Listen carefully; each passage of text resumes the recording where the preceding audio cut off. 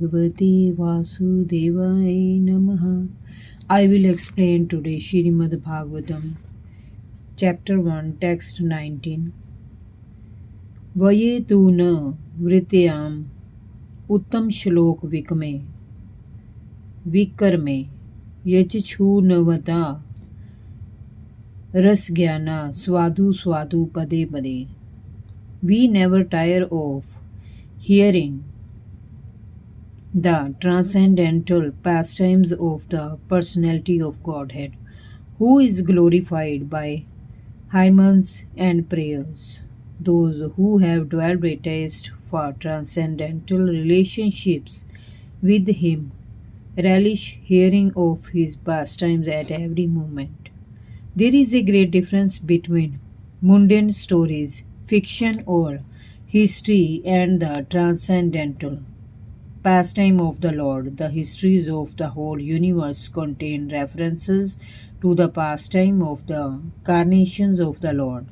The Ramayana, the Mahabharata, and the Purans are his histories of bygone ages recorded in connection with the pastimes of the incarnations of the Lord, and therefore remain fresh even after repeated readings. For example, anyone may read Bhagavad Gita or the Shrimad Bhagavatam repeatedly throughout his whole life and yet find in them new light of information.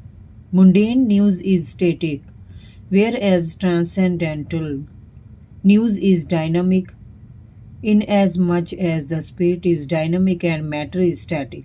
Those who have developed a taste for understanding the transcendental subject matter are never tired of hearing such narrations.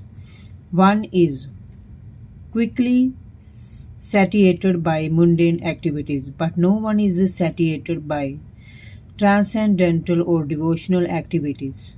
Uttama Saloka indicates that literature which is not meant for science. Mundane literature is in the mode of darkness or ignorance, whereas transcendental literature is quite different.